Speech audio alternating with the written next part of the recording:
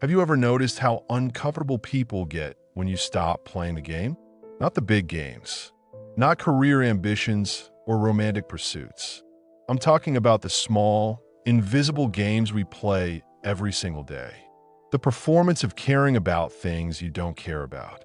The mask of enthusiasm for conversations that bore you. The smile you wear when someone tells the same story for the fifth time. Most people spend their entire lives performing a version of themselves that was designed by committee. They laugh at jokes that aren't funny. They attend events they dread. They maintain friendships that feel like obligations. And they do all of this without even realizing they're doing it. But then something happens. Maybe it's gradual, like water wearing down stone. Or maybe it's sudden, like a switch flipping in the dark. You wake up one morning and realize you can't do it anymore. You can't pretend. You can't perform. You can't keep wearing the mask that everyone expects to see. And that's when you become dangerous. Not dangerous like a criminal. Not dangerous like someone who wants to hurt people.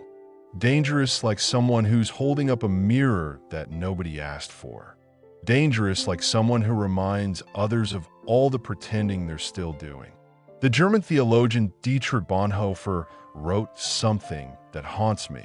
He said, "We must learn to regard people less in the light of what they do or omit to do, and more in the light of what they suffer." But what he didn't say is this: society doesn't want to see suffering. Society wants performance. It wants a show to go on. And when you stop performing, when you let people see what you're actually suffering through, you become an uncomfortable reminder that the show is just a show. Let me paint you a picture. Imagine you're at a wedding. Everyone's dancing, celebrating, taking photos for Instagram. The speeches are heartfelt. The cake is beautiful. Everything is perfect. But you're sitting at a table in the back, and you can see the cracks. You notice the bride's forced smile when someone makes a joke about her changing her last name. You see the groom checking his watch during the vows. You observe the bridesmaids gossiping about each other between photos. Now you have two choices. You can join the performance. You can dance and smile and pretend everything is perfect. Or you can be honest, not cruel, not judgmental, just honest about what you're seeing. If you choose the second option, people won't thank you for it. They won't appreciate your authenticity. They'll call you negative. They'll say you're ruining the moment. They'll ask why you can't just be happy for people. Because authenticity isn't about being honest. Authenticity is about being honest at the wrong time.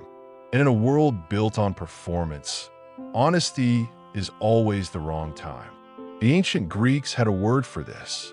Actually, they had several words for this, because the Greeks were obsessed with truth and appearance.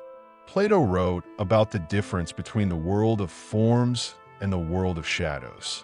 He imagined prisoners in a cave who spent their whole lives watching shadows on a wall, thinking those shadows were reality. And then one prisoner breaks free and sees the real world, the world of light and truth. He comes back to tell the other prisoners what he's discovered. Do they thank him? Do they celebrate his enlightenment? No, they want to kill him, because he's threatening their comfortable reality. He's telling them that everything they've known is a lie. And people would rather live in comfortable lies than uncomfortable truths. This is what happens when you stop pretending. You become the person who left the cave. You become the person who sees the puppets and the fire and the manipulation. And when you try to tell others what you've seen, they don't want to hear it. They want you to come back into the cave, sit down, and watch the shadows like everyone else. Nietzsche understood this too. He wrote, "The individual has always had a struggle to keep from being overwhelmed by the tribe. If you try it, you will be lonely often and sometimes frightened. But no price is too high to pay for the privilege of owning yourself." Owning yourself. That's what authenticity really means. It means taking back ownership of your thoughts, your feelings, your reactions. It means refusing to rent out your personality to whoever happens to be watching. But here's what nobody tells you about owning yourself. It comes with a price tag that most people aren't willing to pay. The price is connection. The price is belonging. The price is the warm feeling of being part of something bigger than yourself. Because when you stop pretending, people stop recognizing you. You're no longer the person they thought they knew. You're someone else, someone unpredictable, someone real. And real people are terrifying because they can't be controlled. Think about your own life for a moment. How many relationships do you have that are built on authentic connection versus shared performance? How many friends do you have who actually know what you think and feel versus friends who know the character you play when you're around them? If you're honest with yourself, the number is probably pretty small. Most of our connections are transactional. We perform for each other. We maintain the fiction that we're all happy, successful, and living our best lives. We like each other's photos. We comment supportive things. We show up to events we don't want to attend.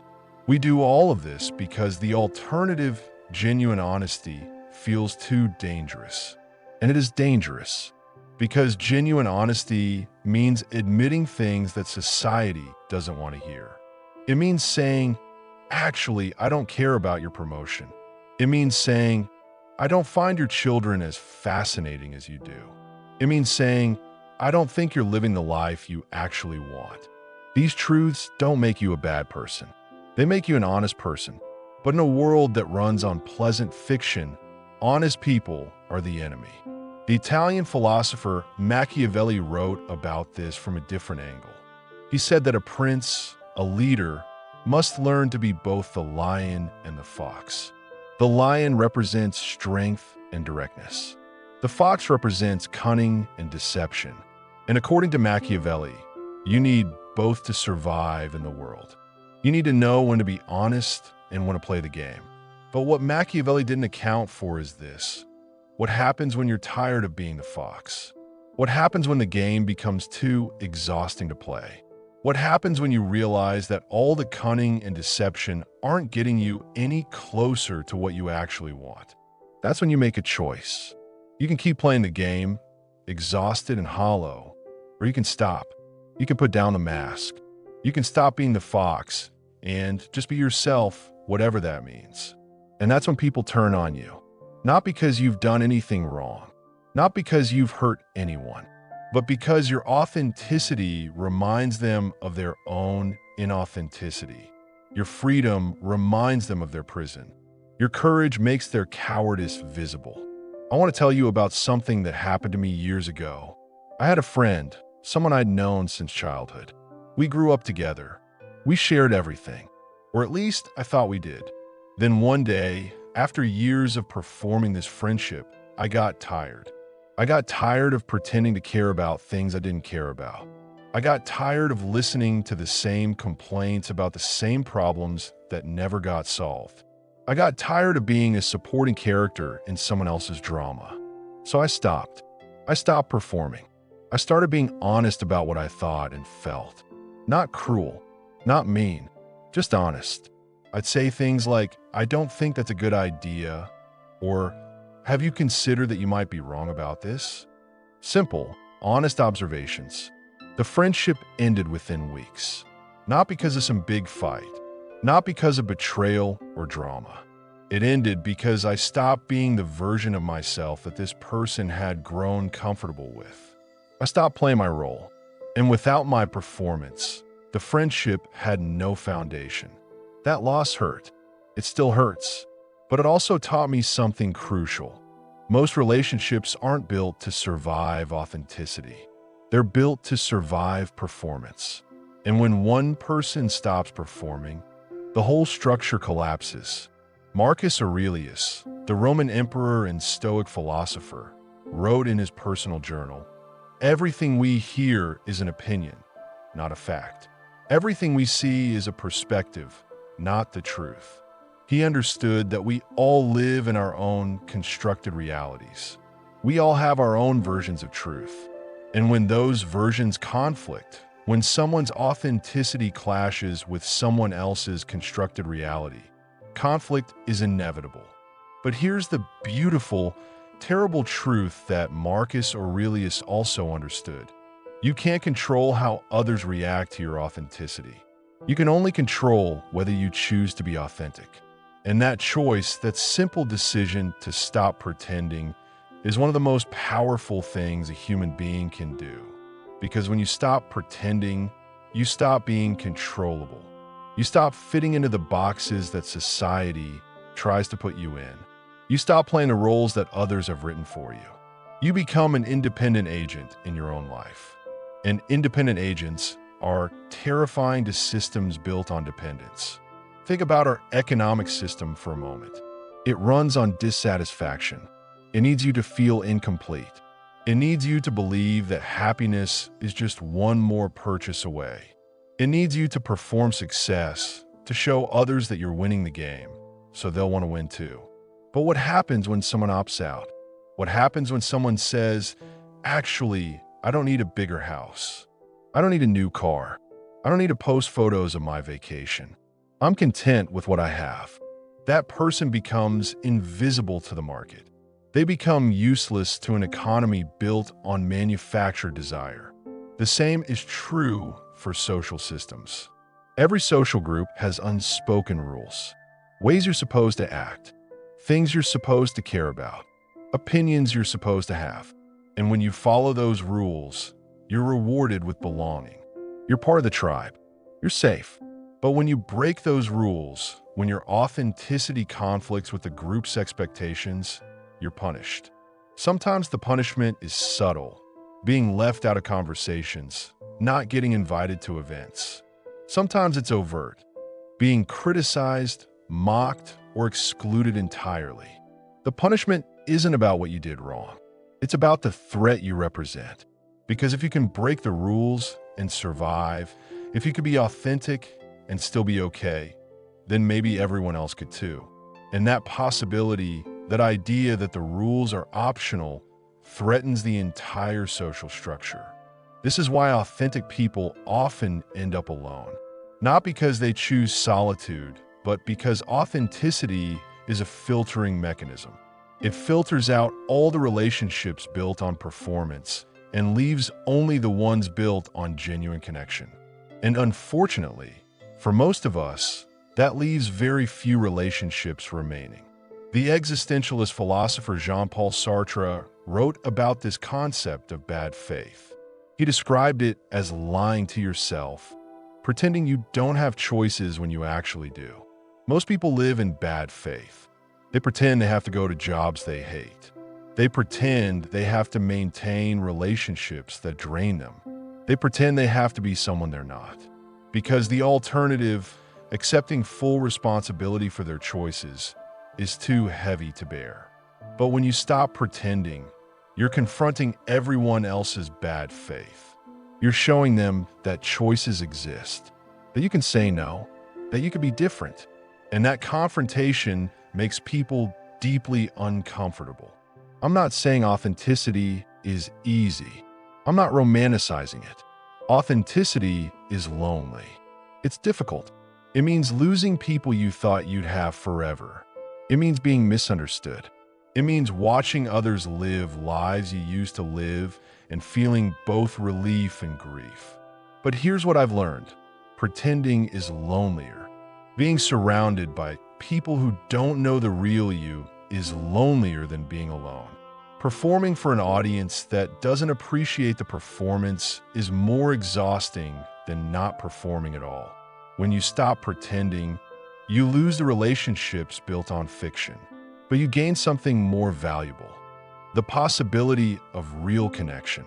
Because authenticity attracts authenticity. When you stop wearing masks, you start recognizing others who've done the same. And those connections, rare as they are worth more than 1,000 superficial friendships. The Buddha taught that suffering comes from attachment.